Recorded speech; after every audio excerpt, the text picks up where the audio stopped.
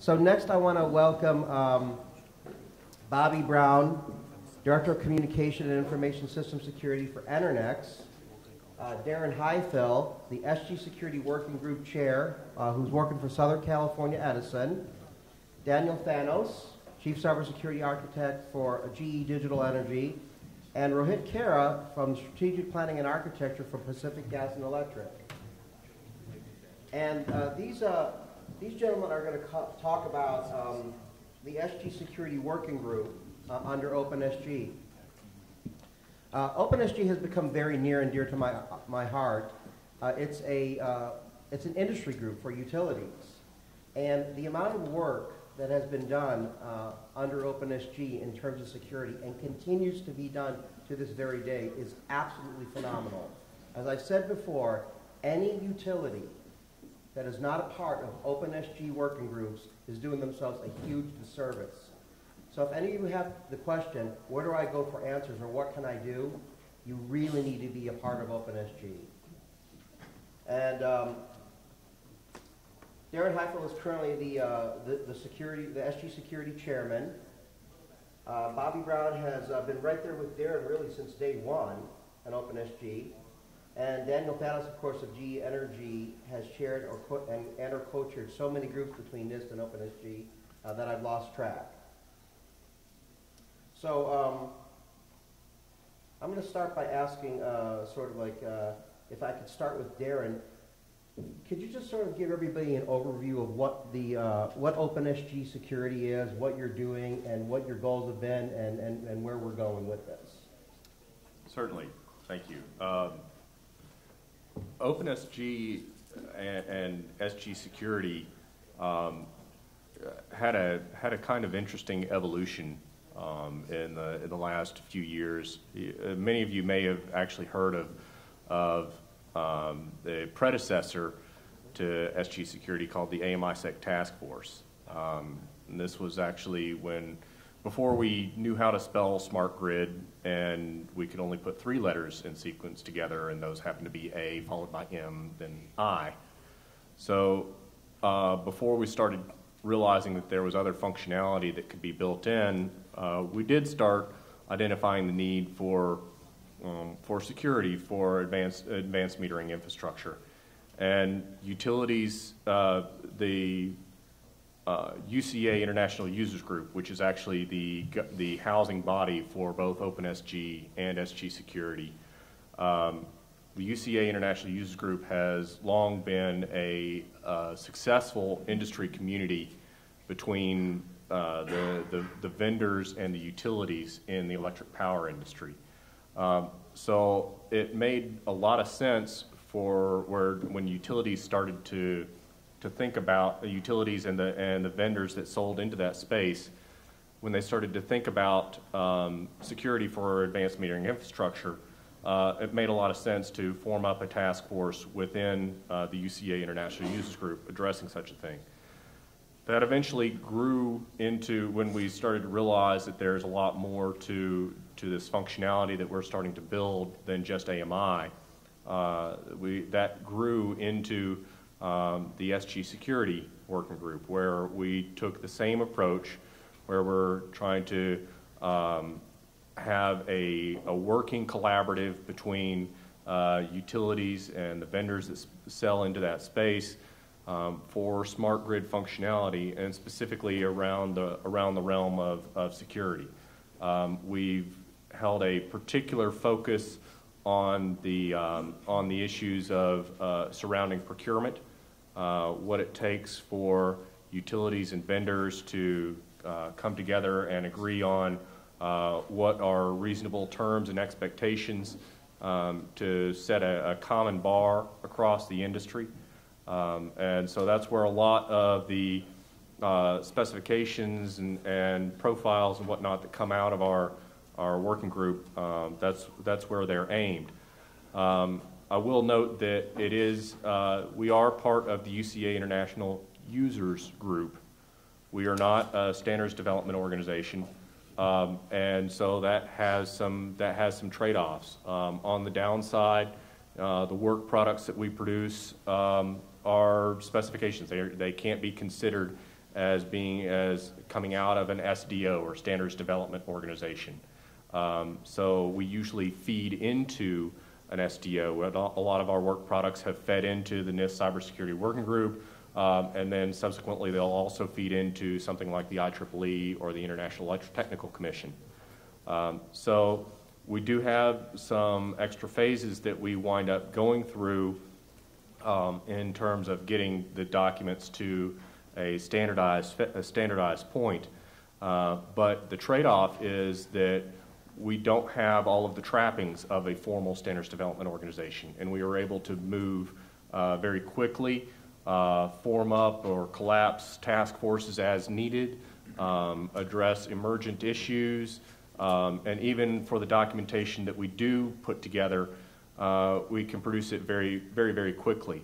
We went from essentially ground zero on the AMI security profile before the draft had been started on the AMI security profile in roughly June of 2009 to ratification of version 1 of the security profile of the AMI security profile in December of 2009, and version 2 of the AMI security profile ratified in June of 2010. From a standards development standpoint, that's flat out unheard of. So we are able to when you talk about where the rubber meets the road, we've laid some skid marks. Thank you very much, Darren. So speaking of the task forces, one that's actually become very near and dear to me recently is, and we're very thankful to have Rohit, Kara, and Daniel Thanos here on this panel, is a recently developed task force, which is the Embedded Security Task Force. And very interesting because, again, at one time when all the efforts began in smart grid security, things were actually quite high level, but the purpose of this group is to be very low level, to work from the bottom up. So a couple of things I wanted to, starting with Daniel, is talk about what's going on in the Embedded Security Task Force and the importance of the group, and also sort of tie it into what's going on with NIST, because a lot of people don't really understand what is the dynamic between NIST and OpenSG. At one time it was together, and now it's apart, but are they really apart, or are they working together? And I can I'll actually start with that. Start with that, and then I want to have I'll Rohit give follow people up. a quick view of what we're trying to do. The reality is that it's the usual cast of characters, as I call them, that are involved in both of these groups, and so naturally there's going to be a cross-pollination of ideas. But within OpenSG, because it is very much focused, and it is a user group, it's like a place where utilities can be a little bit more at comfort to participate, and therefore, because it's coming from the actual from the actual users, we can be a little bit more definite in terms of what we're saying. And of course, very specific and very technical to specific types of systems.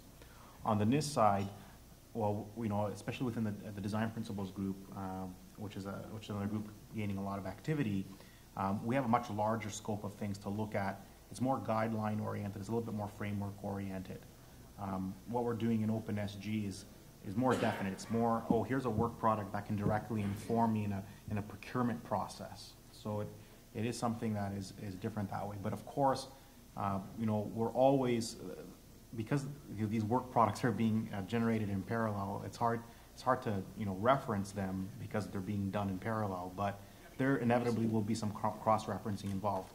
For example, in the embedded security group, we already know that for all the crypto requirements that we're starting with, they're coming out of the NISTIR, because I remember spending a lot of time with a lot of bright people there slogging through various things, and definitely we're not looking to reinvent work that already exists. And that effort's been going on. These groups have the same people, and they're definitely informing each other. And it's just that they have a different mandate. One is more wide and guideline oriented, and the other one is going to be more specific, and it's going to be more oriented towards an end user that wants to inform the procurement process at a very detailed level. Now, in terms of what we're doing in the embedded task force, you said it very nicely, Mike. We're getting much more technical. We're actually looking at embedded security from the bottom up. We're looking at hardware security issues. We're looking at, we were talking about the whole idea of cyber physical, which I guess is the term of the day, but what are some of the physical protections around a cryptographic process that actually has to occur on an embedded system? What's reasonable in that space? What are the unique attributes that security hardware has to perform in a substation environment, for example? It's not the same as what you'll find in a classical IT environment. There's unique thermal, and you've gotten into our really geeky conversations where we're talking about thermal properties of these processors and all of these issues. So it is like a very, very deep, very, very deep dive in this area. And of course, we're also looking at device robustness and resiliency and a whole slew of things. So we're trying to do things that will inevitably make the lives of penetration testers much more difficult. So they're bringing more innovation to the table. Well, thank you, Daniel. So what I think is very interesting is when I first met with Rohit, and we first discussed this probably, 6-8 months ago, I thought it was very interesting because really PG&E is the first utility I know of that has literally gotten this low. They've said, we want to get down to the chip level. We want to really start looking at this. And Rohit, could you explain what was the impetus behind PG&E getting behind you on this, and what was the driver for large organization like PG? Well, I think arguably the largest utility in the country to get behind such an effort. Sure, yeah. We PG&E we started looking at what the picture of the infrastructure was going to look like over the course of the next 7 or 10 years. And obviously deploying a lot of automation on the infrastructure. In California, we anticipate getting up to 30% renewable energy, primarily from wind and sun and solar sources by 2020. A lot of distributed generation on the infrastructure edge, other perturbations on the edge, such as electric vehicles and things of that nature. Really requiring and calling out the need for increased automation, observability, measurement and closed-loop control systems on the infrastructure in order to effectively mitigate some of these disruptive changes to the infrastructure and the intermittency of some of the renewable sources, whether at a bulk level or at a distributed level. And then support for advanced activities related to demand response. So of course, one of the big things is tighter integration of customers directly into the energy supply chain, insetting customers by, insetting behavioral changes around consumption and things of that nature, really putting out a lot of automation on the infrastructure edge. And so as we looked at this problem as a whole, we realized there was going to have to be not just a sort of an overarching communications overlay over the infrastructure, but also a security overlay. And as we looked at the infrastructure, including distribution side, substation automation types of initiatives, wide area monitoring and control, and then of course all of the stuff in the AMI and the home area space, we realized that the security functions in these areas were perhaps not evolving at an equal pace. With AMI, a lot of effectively being a green field type of situation, a lot of opportunity there to incorporate state-of-the-art or at least advanced security functions in typical AMI types of deployments, whereas in some of the other spaces we saw the picture was perhaps a little more fragmented. So the impetus behind the group was really, we were looking at this, and as we started to go through the process of evaluating technologies, that we really needed to specify a minimal set of edge security functions that we would expect a device on the infrastructure to comply with. And just to echo some of the remarks by Daniel, as we looked at this issue, we quickly realized, of course, that it's very distinct from typical IT type of security concerns, and we really feel that the traditional software-based paradigms that you would see in IT security are probably not always valid. We believe there's, in most cases, it will require a combined hardware and software-based approach. Now, I want to couch that very carefully and say that, there is, we expect there to be an adoption cycle around hardware, purpose-built secure hardware, and we hope to see that incorporated in devices as we move forward. But we can move this needle significantly forward simply by using generic hardware and implementing disciplines and algorithms that are approved and tested. So the initiative was really around specifying a minimal set of functions we would expect to see on a device that's deployed in the infrastructure, and then defining that profile in order to account for the particular operating constraints of the device. And one of the big constraints, of course, is communications overlays. So what you would find in a device that has ample channel bandwidth versus a device that has narrowband RF communication capabilities.